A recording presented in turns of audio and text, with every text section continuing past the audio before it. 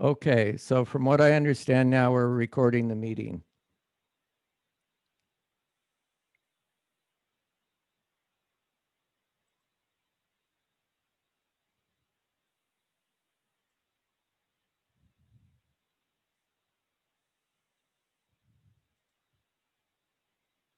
So I'm going to start over. Can you all see that pretty good?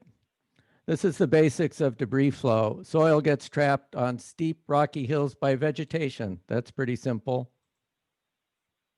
But after the fire, there is the ground gets baked hard and the ground becomes hydrophobic, so it doesn't absorb water. And the rocks start falling. And a lot of you have noticed that the rocks are coming down the hill. There's a term for that. It's called dry ravel. So we experienced that. And after the summer's fire season, the vegetation gets burned and the sediment comes down. That's the dry ravel. And it starts loading up the channel bottoms with soil and loose sediment. Now, this is a picture I took this morning on my morning walk. So this is a good example of dry ravel. Here you see these rocks here. Those weren't there before the fire. That's all come down. And when we walk by here, we hear these rocks kind of cascading down. And ultimately, that's part of what turns into debris flow. And during the rain, some of the water gets absorbed below the surface, although a lot of it just gets sloughed off because it's hydrophobic. It doesn't like water. And the top layer begins to move down at the top of a ridge.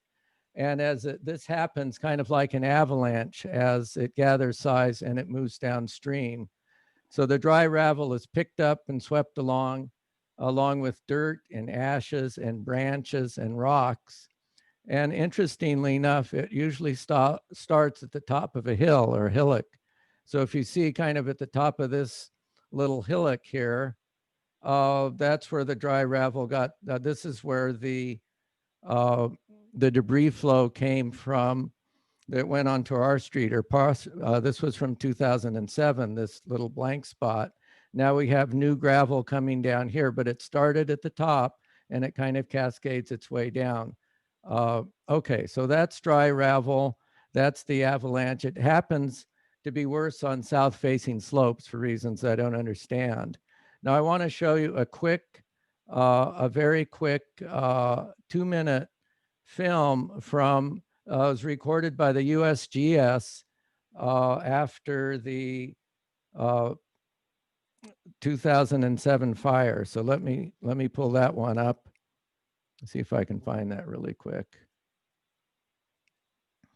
Whoops, that's back to my presentation. Sorry.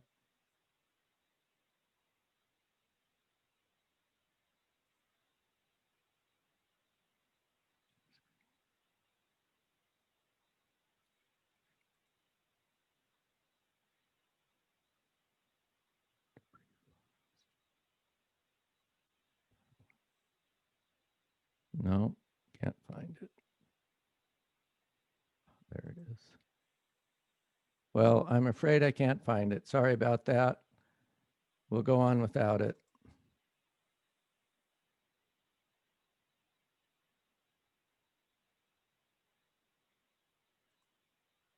Okay, continuing on.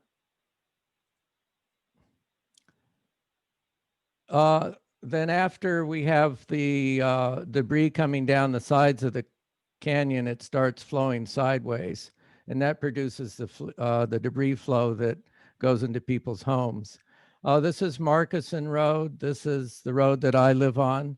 It gives you an idea of the volume of what happened and the mess that we had trying to clean things up.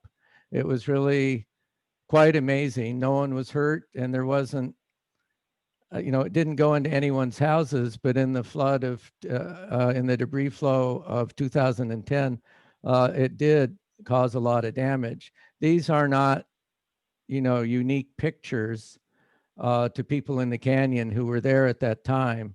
This is another picture of the This is actually the culvert. This is the drainage for this part of the road. It's completely packed. It is totally over there just wasn't any way to for this little channel to handle this amount of mud, so it came onto the street. So how much rain does it take? Do we have someone on here from EOC, Emergency Services? Well, it doesn't matter. This is a chart, and it's kind of similar for everyone, which is that you can have a lot of rainfall in a short amount of time will start a debris flow. This is 0.4 inches within 15 minutes. If you have a half an inch in under an hour, it's certainly going to start some debris flow. This is split out by ranges, San Gabriel, Peninsular, so forth. But basically, our EOC, the people within the county emergency services, have to track on this number and look at the cloud bursts to make decisions on whether to order evacuations.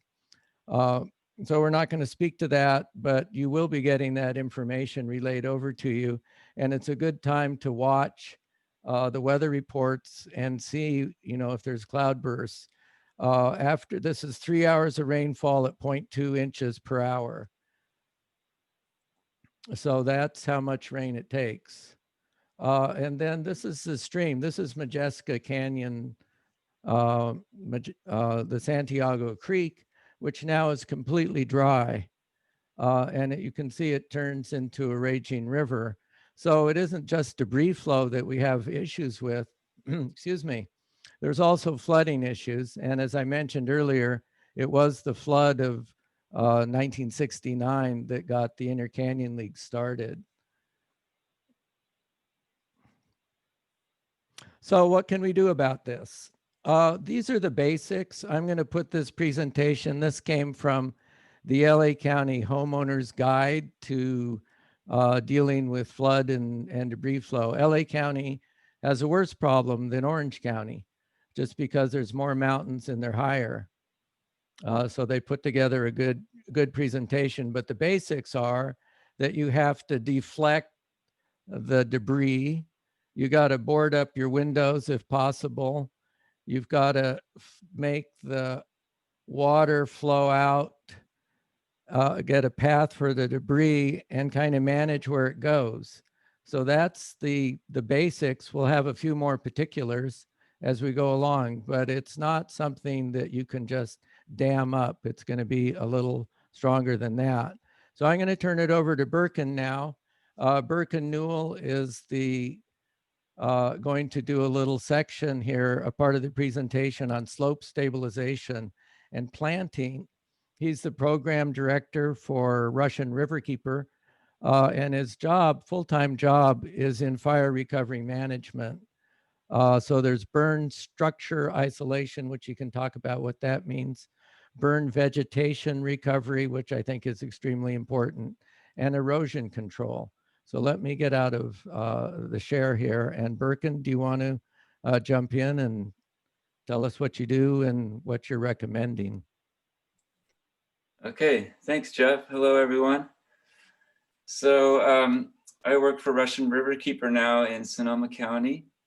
And before the fires, my job had mainly been doing habitat restoration work on streams and different programs to keep the Russian River a cleaner water quality. And when the Tubbs fire started in October of 2017, that was a really devastating fire for us. It burned 5,600 structures, and half of those were homes in Santa Rosa alone. So we were asked by the county of Sonoma if we would join the watershed task force and try to implement what's called best management practices, or BMPs, on the properties to try to minimize erosion and protect the watershed and protect the water quality, because everything drains into the Russian River, which is our source of drinking water. So that was 4 years ago, and this year I'm working on our 5th and 6th fires. So we've had a lot of work, a lot of practice. We had the Wallbridge fire near Healdsburg and the Myers Grade fire out at the coast. And then we had the glass fire between Sonoma and Napa. So have yet to even start on the glass fire. But here's some stuff that I have learned in our fire recovery efforts. Jeff, I'm going to ask you to allow me to share my screen. And once that occurs, I'll get started on that stuff. But basically, we try to use low impact practices. We only use hand tools. We never drive machinery on the land because that'll cause more damage than good. This year we hired a crew of anywhere from 5 to 8 people per day helping me, and that's been a tremendous help. We're able to really move through the properties more easily and do a lot of good work for a lot of people in the watershed. You want to try sharing now? See if that works. Okay, try again. Oh yeah, that worked. Okay, so I just wanted to start with, oops, sorry. Welcome to my world. This is the Russian Riverkeeper website.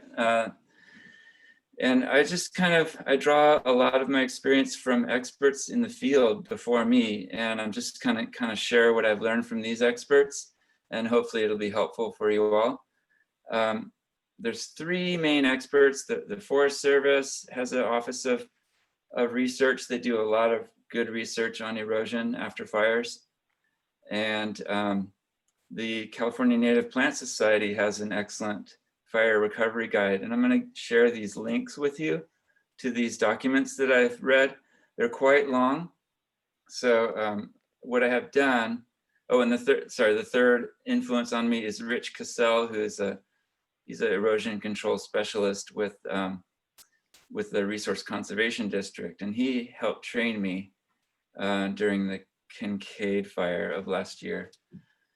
So here's our website. I just boiled down everything into a sort of an outline for property owners to read through, and just one web page. It's a lot easier to read through. And then if you have any further questions, I'm going to share my email address with you all, but I'll just try to keep it short and sweet. This is a picture of Ivan and I. We're carrying straw wattles, and I'll use that term a lot. Straw wattles are tubes of nylon webbing or natural burlap fabric containing packed straw.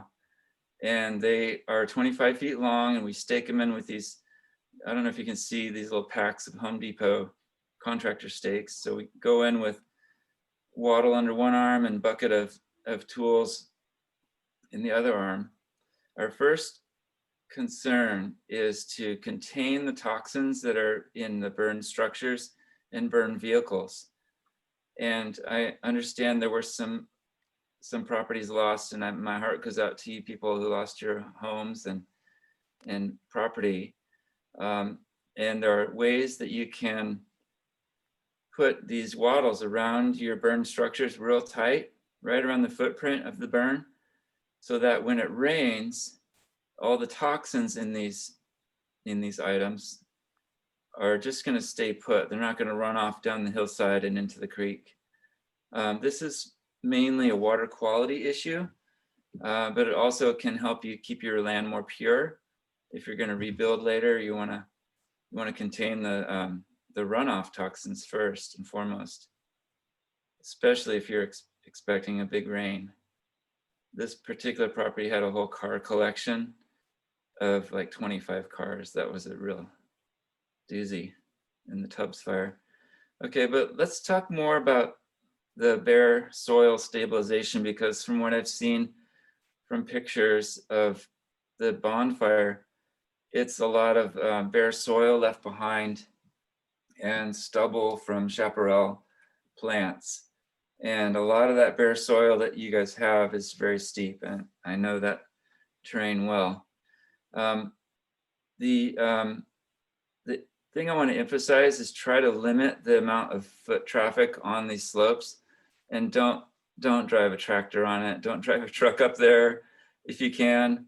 You're not going to want to blaze new trails, because every time you break that crust, you're going to open up a wound in the soil, and that's going to be a starting point for erosion. So what we do is we try to work from existing paths or roadways. If we've got a truck trail, we can drive up with a truck full of mulch and fling it out up on the hillsides. Or we can rent a chipper. If there's a road where you can pull a chipper along and grind up some of the burned up stubble, that's really effective. That saves your shoulders too. And then in areas where there are no trails, we spread straw. And I'm just I pulled up some other photos from my vast files here. Okay, I have to backtrack on that later. So burn vegetation, you're gonna wanna look at the landscape, look for, is anything resprouting? Here's an area that just burned in August, and you can see things are resprouting from the base, but the tops are dead. So what you can do is come in here with a chainsaw, cut this stuff down, lay it across contour, across the grid, to try to slow down any runoff erosion that's going down the fall line or down the slope. So you want to try to make barriers with that vegetation if you can't chip it up. I realized that these are pretty big trees. You guys don't have too many big trees there. And then I had a picture of spreading straw, and I can't find it right now. So let me just go back to the topic here. So in areas that you can't access with a trail and chip up the mulch, you're going to want to go in with rice straw or any sort of weed-free straw bales. And those are easy to move around on those steep slopes. You can cut them open and take just a few leaves with you. And you want to really spread it out real thin all over the landscape. And what that does, it breaks up the rain splatter erosion. When rain falls, it makes little splatter patterns and dislodges a lot of tiny soil particles, and that's the start of your erosion. So if you can protect that upper soil from that heavy impact of the raindrops, you're halfway there. And then once that stuff gets wet, it mats down really good and slows down any real erosion as it moves down the slope. There's questions about, should you seed or should you not seed? And generally, from what I have seen, in natural areas that burned, there's already going to be native seed stock in the soil, and you should not spread any seed. But in areas near home sites where the soil has been disturbed, maybe from truck traffic and stuff like that, you can buy some native seed mixes and spread that around in the disturbed soil, where maybe that native seed stock got dislodged or displaced and nothing might come up. So I refer to this California Native Plant Society Fire Recovery Guide. I'm going to share this link with you guys because it's like 1,100 pages long. But oh, my boss is in here, Don McInnell. So this is a good document. It actually encourages people to just stay off the land if you can and let nature take its course. But like I said, if you do want to work around your home sites or on the roads or trails, you can buy stuff like this native holdfast blend. It's got a mixture of different grasses and a little bit of poppy and lupin, which are excellent quick soil stabilizers. And you're going to want to kind of rake the soil first, spread the seed down, tamp it down with your boots, spread your straw over that, and then pray for rain and no birds. And then you'll be in good shape. It's not highly successful, but it can be effective around home sites for sure. Mm-hmm. All right, let me go back to my page here. And then I don't know if there were any bulldozer cuts from the bonfire. Those are very problematic to repair because they really disturb the topsoil, and they make the erosion happen faster. So here's a bulldozer cut down to a road that we repaired. You can see the drain is fully clogged. We had to dig that all out, smooth out the soil, spread straw, and put fabric over that. We had dug a wattle line across there. We put wattles down. And so here it is a year later, and that's just native seed stock that was already in the soil that resprouted. You can see up in here, it might have scoured too deeply and we didn't get any seed down there. So that might have been an area we should have seeded in hindsight. So moving down, creek bank stabilization, certain things you can do to stabilize creek banks. I know there's a lot of little side canyons that are at risk from erosion. So you can use willow cuttings and make stakes out of them, hammer the willow stakes into the ground so they might root in the soil. This is best done during the rainy season when it's actively raining and the soil is a lot softer. We have had good luck with making willow mattresses, which is like cuttings of willows, long straight cuttings tied together and armoring the whole creek bank. And all of those will root into the soil and sprout up. So we've done a number of these on our creek restoration projects, as well as a little bit in the fire. But again, it's only effective to do that stuff when you're in the rainy season. It's not gonna succeed when it's dry. It dries out. Okay, and then I just want to click on my Forest Service document here. This is a great document that's also quite long, but Peter Robichaux is the leading researcher in this sort of hillside stabilization research. So it's really good stuff. Oh, here's some nice spread straw. So you can see this is probably the most cost-effective way for canyon residents to put something on the land to try to hold it down.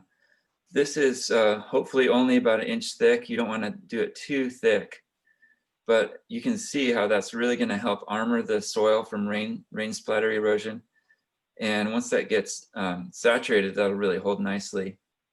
And it's, again, you got to watch for Santa Ana wind events. You don't want to do it before the Santa Ana winds, but you want to do it right before the rains, if possible. So if you can get a group of neighbors and volunteers to help do that, it goes a lot faster, and that's probably the most effective way to do it. I think that's about all I want to say for now. And if you have any questions, you can ask me in the chat box, and I'm going to put links to these websites in that chat box, and I'll email them to Jeff too, so you'll have them. Birkin, just a quick one. On a scale of 1 to 10, how effective is this process you're just describing right now? The straw? Yeah, how effective is that on a scale of 1 to 10? Especially for slopes like, behind Wildcat, or up behind Wildcat, or up behind Jeff's house, for example, on Markison, which I know you know pretty well. Yeah, if you can get it a good even coverage, it's probably about 70% effective. Both of these documents are pretty high on this technique. Wood chips are ideal. They're more ideal because they stay down on the ground during the wind. Yeah, there's pretty much not much else you can do that's cost effective for such a vast area. Certain things you can do. Sorry, let me close that down. Certain things you can do. I'm going to show you a straw bale thing that we put in a ravine. Creek bank stabilization. Not that one. This one. This structure was perched on these pillars over the ravine. So during the winter rainy season, this flows the water.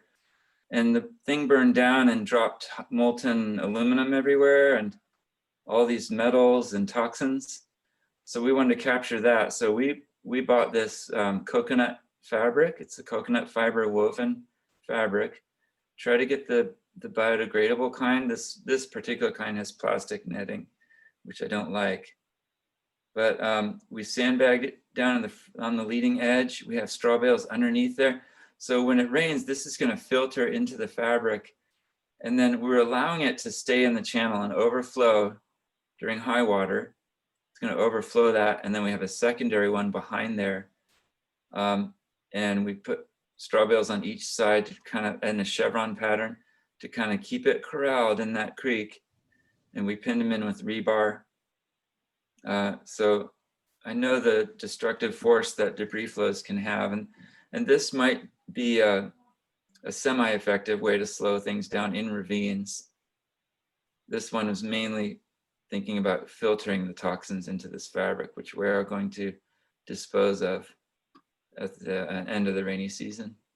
And what would you say about all the large rock that we have, all the shale?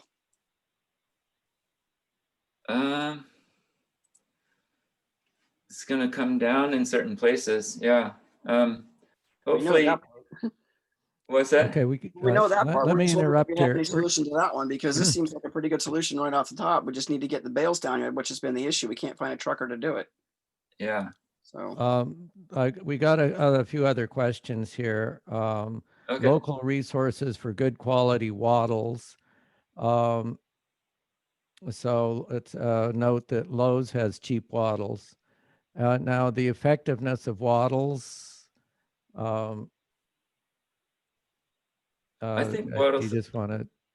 I think wattles are very effective if done right. And I meant to show you. You have to trench them in, and sorry.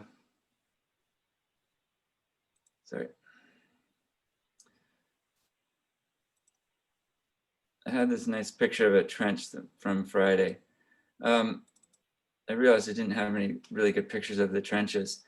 So here, Fernando dug a very good trench.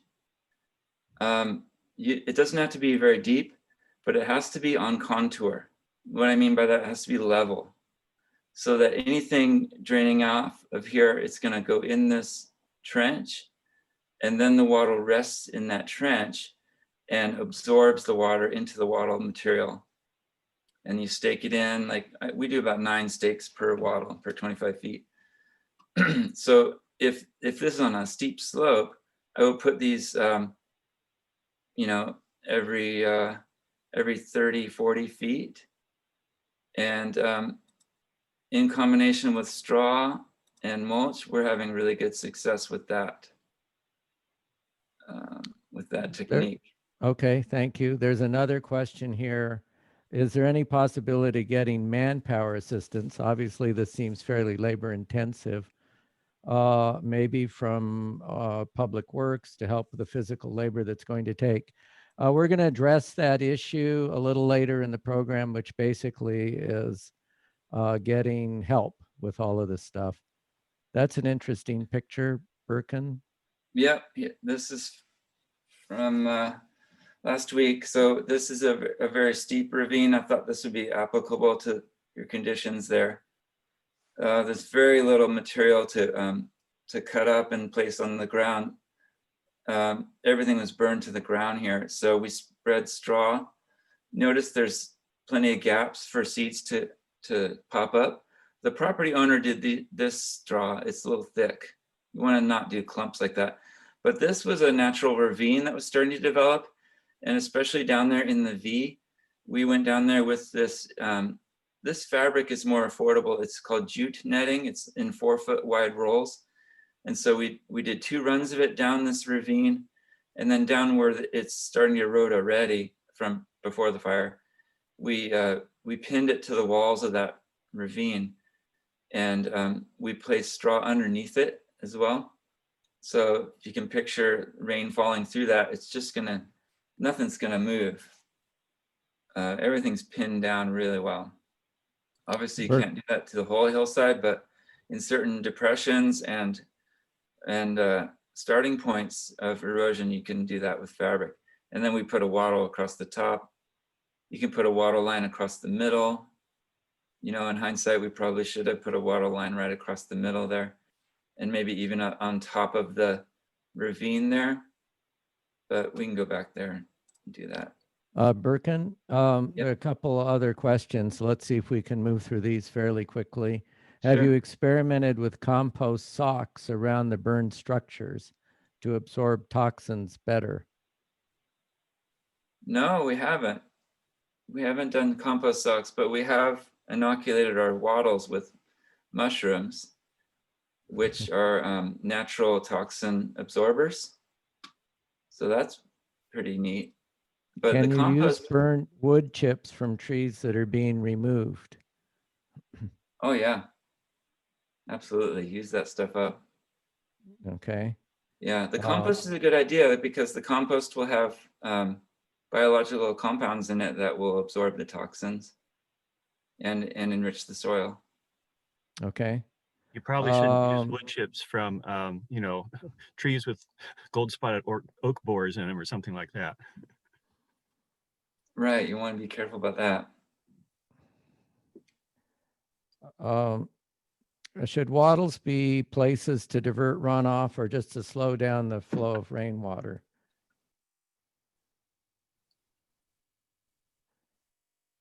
Not sure. Yeah. Can you say that again? What are the wattles are?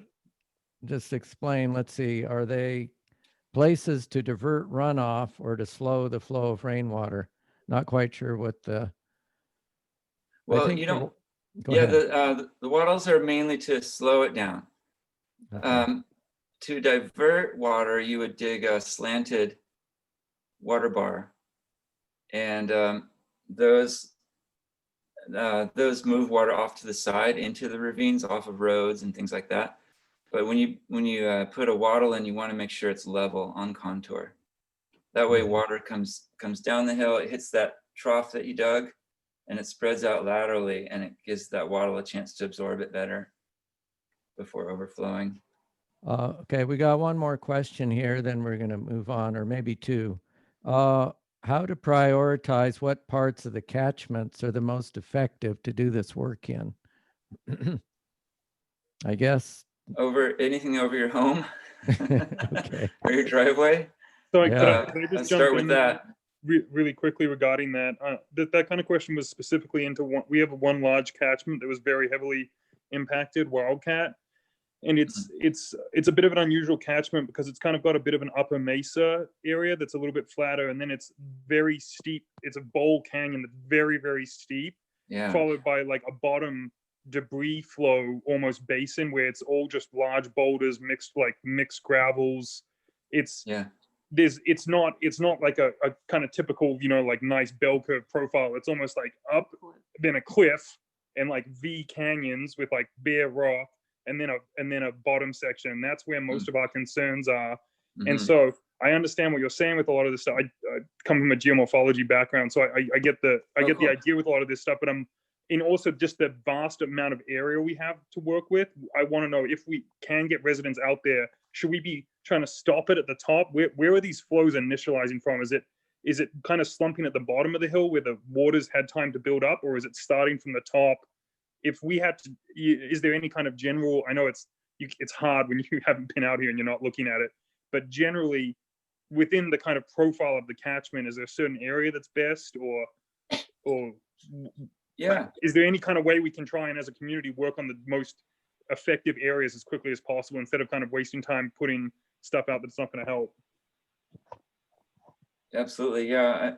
Well, like Jeff said, it starts at the top. So if you have a crew and a bunch of straw bales, I would try to get some straw up there and spread at the mesa part up top before it drops off.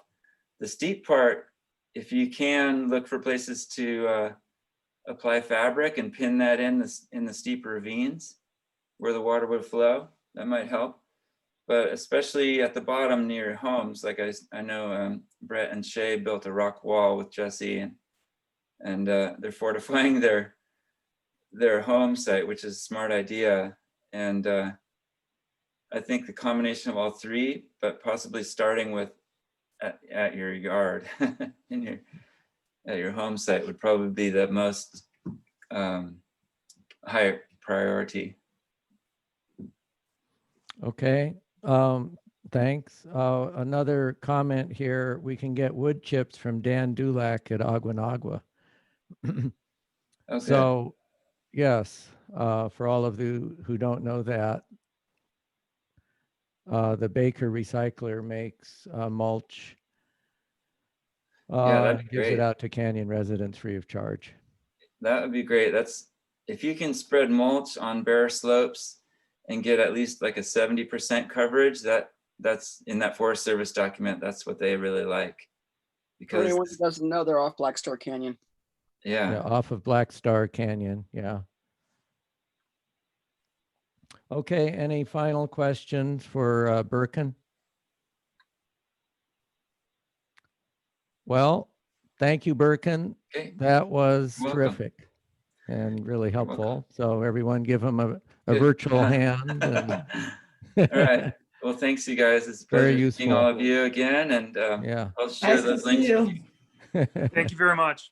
Yeah, Sure. thanks. Thanks, Birkin. You sound just like your Thank you, dad. Birkin. Yeah, you're welcome.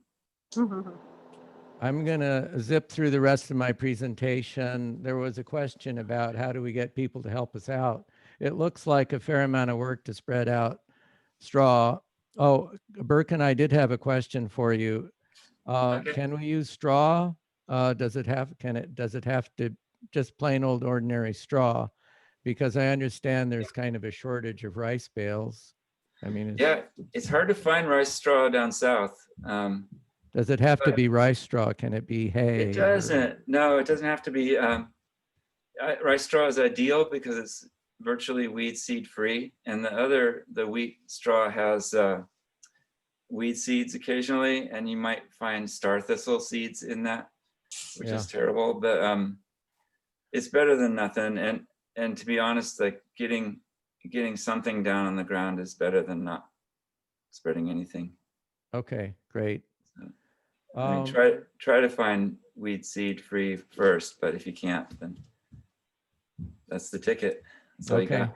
super. Thank you. Yes.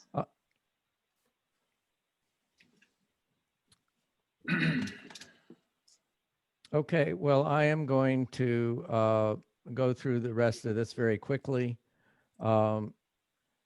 This, again, I took off of the LA County Guide to Protecting Yourself.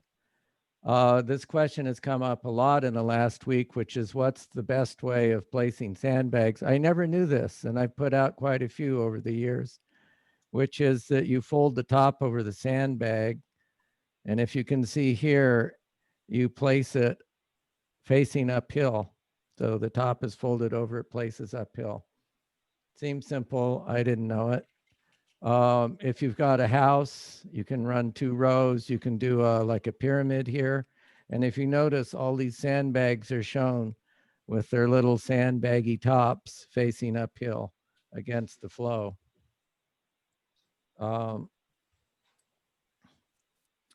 Obviously, you try to move things out into the road if you can. One thing that's mentioned over and over again in the guide is don't direct this flow onto your neighbor's property, which I think is fairly, it may be self-explanatory, but I got to tell you, we've had problems with that on our street. So it's when the mud gets flowing and people's homes get damaged, you know, I can't say that people, it doesn't always bring out the best in people. Let's put it that way. When installing barriers like this, you do want to leave a place for yourself to get out if you need to. These are all basic safety things. How to protect a sliding glass door.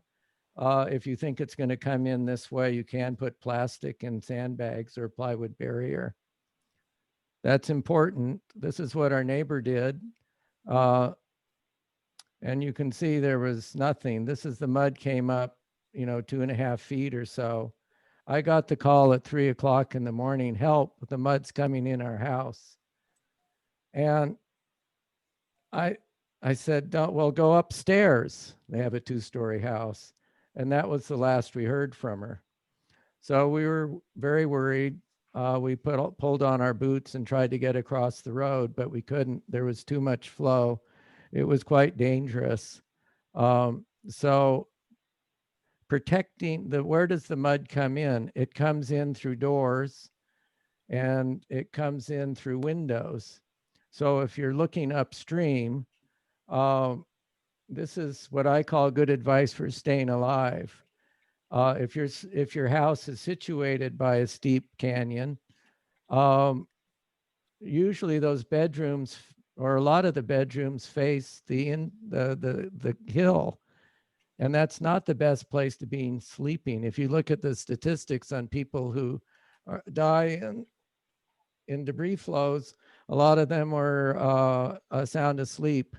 And if they'd been in the living room, which was away from the slope, they would have been fine. So that's a simple thing. A lot of these are, I don't think they're quite common sense, but they're sensible if you think about them. So if your bedroom faces a slope, sleep in the living room. The same thing applies for a stream. If the stream gets up like we saw in that picture, and you can get upstairs, sleep upstairs.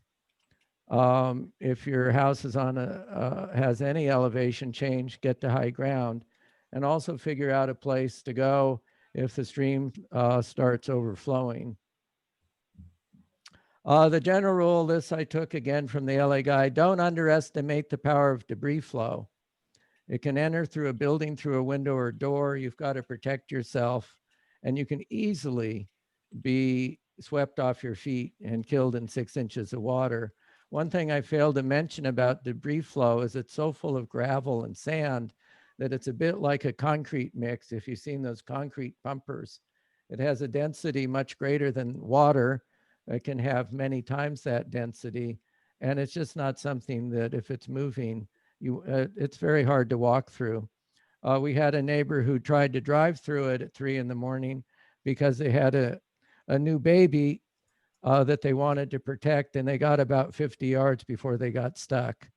And then they had to get out and walk back through the debris flow into their house. So it's best to stay hunkered down and don't try to be a hero. Now I'm going to open this up. I'm going to stop sharing. I think this should be very interesting. There's a bunch of you who were in the 2010 debris flow, and the subject is what you were glad that you did back then and what you wish you had done. And so I want to hear from you. I'm going to start it off to just give you an example. I don't want to have, long explanations, just simple ones. But we got a lot of experience here. We might as well make use of it. The one thing I'm glad that we did was that we had reserve water. So the water main went out because it flows through the stream by us. That was a 12-inch water main. And so the whole block or much of the canyon was without water, but we had, I don't know, 10 or 15 gallons of water that we shared with our neighbors. Really glad that we did that. What am I not happy about? I don't know. Let me think about that. Let's call on someone else. Okay, anyone out there? Yes, Joanne, what are you happy that you did? What did you think could be improved? Really happy that I helped our neighbors get the creek bank shored up using NRCS. That was a great thing. Yeah. So, got a And lot of what do work you done wish you had done differently? Williams and Modjeska. Say that. What do you wish you had done differently? Had more money to do Silverado and Trabuco? No, this is your own personal responsibility. What do you wish? Nothing. Okay. Someone else? Bruce, I'm going to call on you.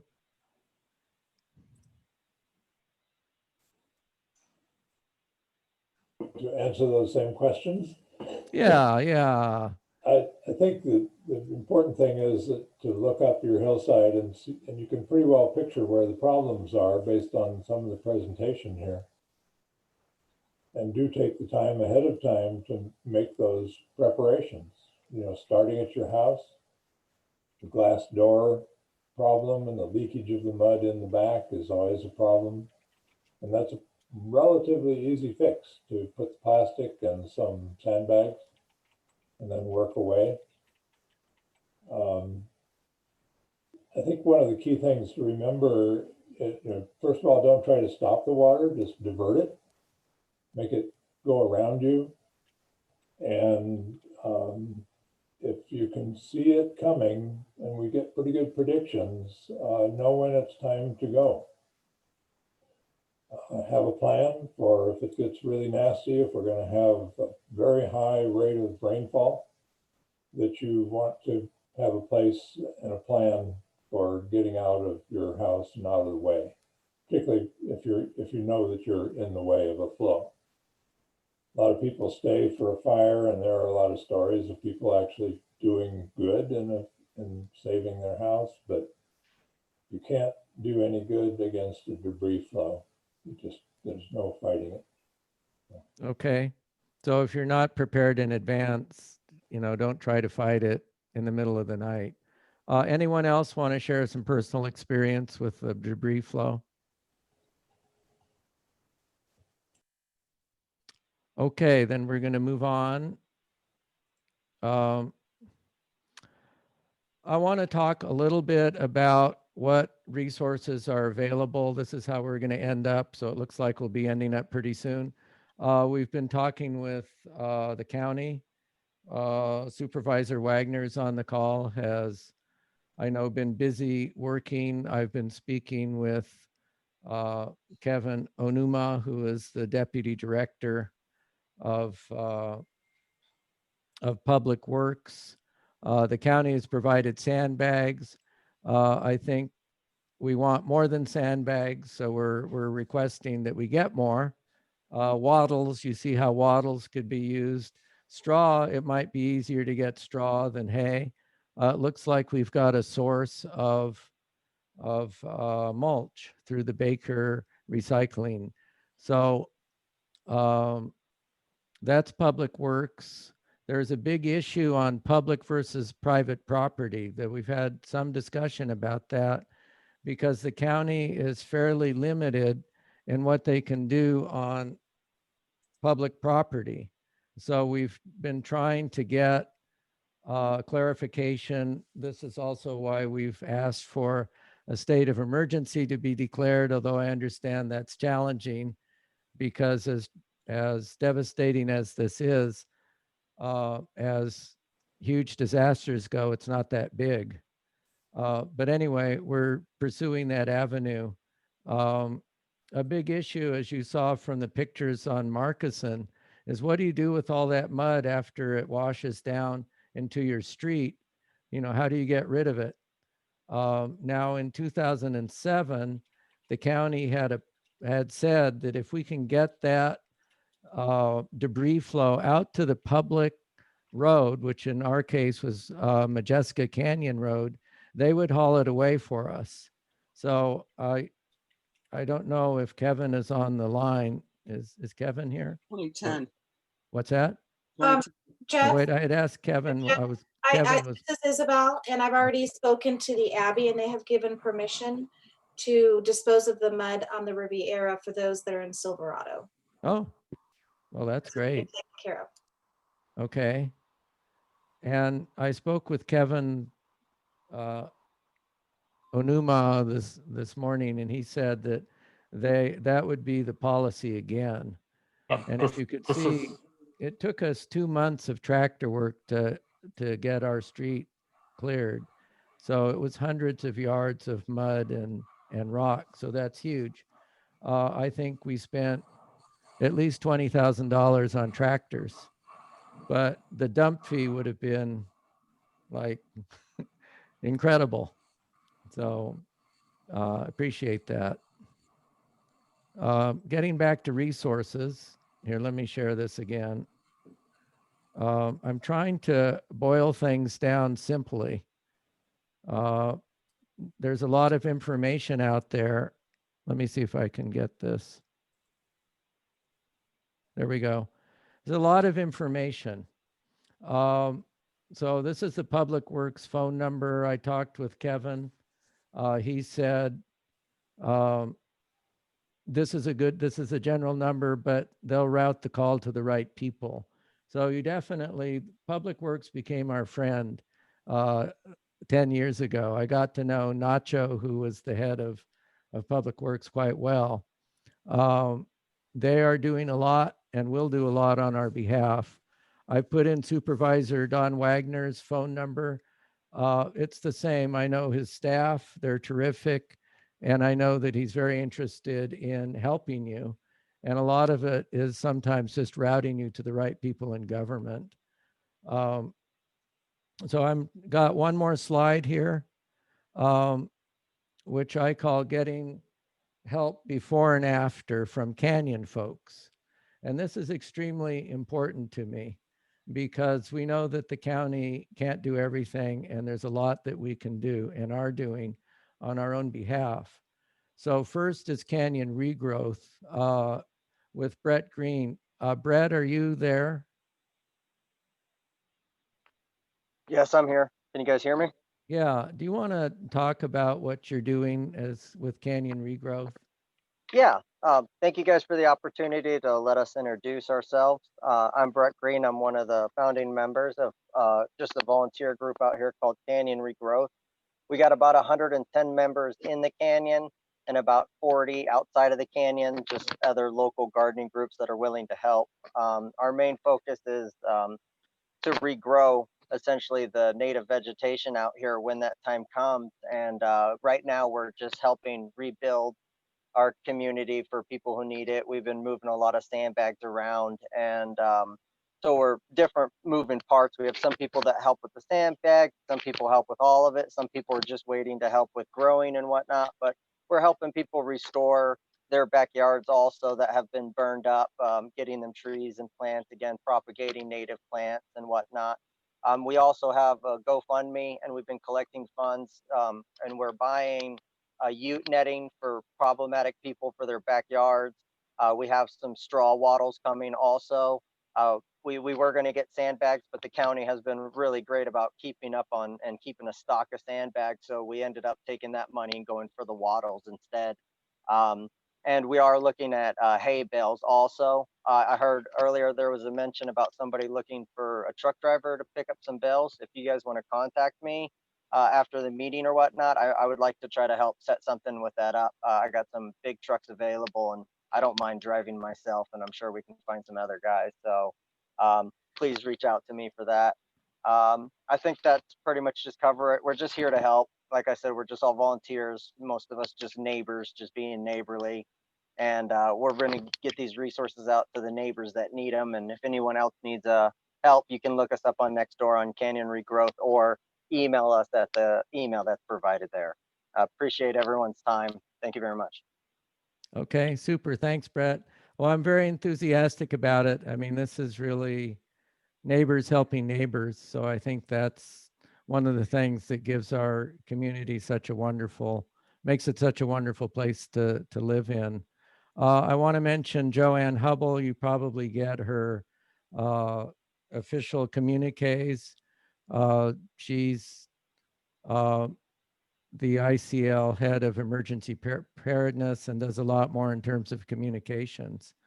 So she is also lived in the canyon for 40 years. She knows a lot of people. I think she was named as one of the 20 most influential women in Orange County a few years ago. So she really has an extensive contact list. And she's someone that you can always, well, she'd prefer that you email her, but she will get back to you. So I want to thank Joanne for that. Email. Yes, say that My again. phone number is on every email that I send out. If you want to call. Oh yeah, okay. Every email that she sends out, her phone number is also included there. I think sometimes you get overwhelmed by, like in the county resource, the virtual assistance center, there's like 100 places to go. I'm trying to boil it down to 5 or 6. And these are all Canyon folks. These are people who can get you connected to the resources you need.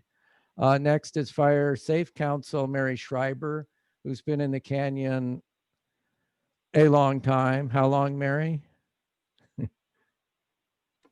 It's now 21 years. I'm just a newcomer in comparison. Well, a relative newcomer. Mary has been incredibly energetic on all things having to do with fire safety, preparation for the fire season, all of that kind of stuff. Has a lot of contacts into the charitable organizations, and there's her phone number if you need her. So don't be shy with any of these people. Next, I want to mention Isabel Cairns. Isabel has been an incredible dynamo of activity, following the fire, arranging resources, interfacing into the canyon. She has extensive contacts in government, and is just a great resource. So she is the president of the SMRPD. And so we're real happy that she's putting all her energy towards helping us out. And last, but not least, Team Rubicon. Team Rubicon, is Danny on the line? I am. Hello. Hi. Oh, there you go. Do you want to just mention real quick what Team Rubicon is and what they do? Sure. Team Rubicon is a disaster recovery organization made up of veteran volunteers.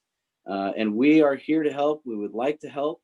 And we've done some little stuff already. We helped some folks on Harding with their FOSS check. They got nailed by a little FOSS check. But we're spinning up, we're in the planning process now to spin up a larger response. And we're working with the county and SMRPD. Isabel's been very, very helpful in getting things moved along for us to actually get this approved as a full response. And what we'd like to help with is debris removal and flood mitigation. So as we keep moving forward, we're going to keep working with Public Works and the OC Waste and Recycling to help with some of that ash removal, potentially some of the wattles and sandbags and rice bales. But we're still kind of defining our mission and what our response will look like and our dates of when we'll be out here taking work orders and getting stuff done. Okay. When you say veteran, what do you mean? Military veterans. Okay. Almost exclusively. Recently, we've opened our ranks to civilians like myself. But for the most part, it's all military veterans. So these guys come in with a real heart for service, and they've served their country and they want to keep serving their community. And they come in with a lot of strength and prowess. They're very skilled at what they do. So. And then there's other agents. Yes. So sorry. Danny may think it's a little thing to take the pink off the house, but it was a huge thing for us. So I can't recommend them highly enough. They are so well organized and competent. And I also consider it a nice bit of Connie Nelson's legacy for the canyons. She found Team Rubicon. Friends of mine across the country are amazed they know where the canyons are. And so it's a continuation of what you were talking about, Jeff, in terms of this community really, being blessed with having them here. So thank you. Thank you. Okay, good. And there's also other organizations that are willing to help. We got exhausted trying to clean up the culvert that ran under Markison, and we spent 5 days on our hands and knees because it was completely packed. But at the end, a church group came, 17 people, and I was really happy to see them because we were completely exhausted. So there are those kinds of resources out there. And are there any other comments that someone would like to make? Otherwise, we'll wrap up the meeting. There was a Mormon group that was super helpful in 2007. I don't know who had the contact for them, but they gave every affected household like 2 or 3 pails with cleaning supplies. that might have been part of the FEMA response. I'm not sure. But that was, besides the churches, I'm just remembering, I'm not Mormon myself, but there was a really helpful Southern California Mormon group that does this type of work specifically. That was organized through COAD. So I would, COAD is the one that, and Yeah. we'll be working through them as the needs develop. We have to get everything sifted down. We have gotten some monetary resources from some of the COAD members, but when it comes to getting labor, if and when we have debris flow challenges, we have some resources that we can go to for them, because especially the faith-based organizations as part of COAD, they can come out with heavy equipment and volunteers to help anything from move mud in buckets to move debris and rocks with heavy equipment. So there are resources. We can't call them ahead of time, but when we do need them, we can work to have them come out and help us. And that's Yeah. through the collaboration of agencies active in disaster, COAD, which is a memorandum of understanding with the county. So that's who the county goes through. If we ask something from the county goes to COAD. Michelle, if you can explain some more of that, I think you're one of the representatives here, and that you can explain it better than I can. Absolutely. And thank you so much, Mary, for that. And that is, I think many of you on the phone may have heard Kevin MacArthur on our team just by chance happens to be the person assigned to both the fire and debris planning, as well as in charge of volunteer and donations management. So he is kind of the lead on that collaborative organizations active in disasters, and making sure that the county's memorandum of understanding allows us to bring those volunteers to bear when it comes to disasters. And so as you go about identifying where you might have uses for them, the COAD is wonderful in terms of responding with people and resources, especially where government might not have them or may not have the authority to provide them. Is the COAD is a wonderful resource for everyone as you go through identifying what your needs are. One of the things too is they have vetted volunteers. There's two kinds of volunteers. There's the spontaneous volunteers, the person who comes up a 1/4 and flip-flops and says, I want to fill sandbags. And the vetted volunteers who we know what they can do, they know what their capabilities are, and we know where we can put them to make to the best advantage. So that's the best part of COAD, is working through to take care that the volunteers who come up here can actually help us and not become a liability, because that's something else we have to consider. Because when we're okay, Mary, I'm going to have to stop you. okay, I'll quit. Yeah. I know what it is. There's another resource. I didn't put any phone numbers for them, but if you need to get that kind of resource, it's available for you. Okay, well, I'm going to wrap up the meeting. It's been a little over an hour. I hope you found it helpful. I really appreciate Birkin coming out. I found that extremely interesting. I will be, you can chat if you want, but the meeting's over as far as I'm concerned. I'm going to stick, well, I guess I will ask Joanne to put that presentation out. I'll figure out how to get that information to you. I was just going to stick it out on the chat, but I think we'll just send it around through Joanne and the regular channels for communication. So thank you all for coming. Thank you, Supervisor, county people. Appreciate it. And we've got a lot. We have a great community, I think. So we're going to keep it that way as best we can. So, all right. Good night, you all. Thank you all. Thanks a lot. Thanks, everybody. Bye.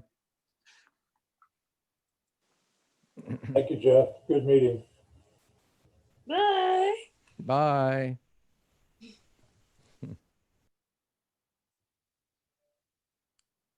Thank you, Jeff. Sure, thank you.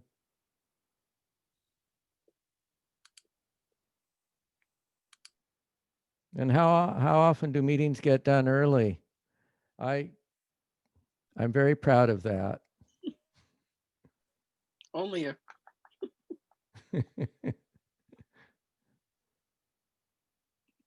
Okay, I'm going to end meeting for everyone. Bye-bye.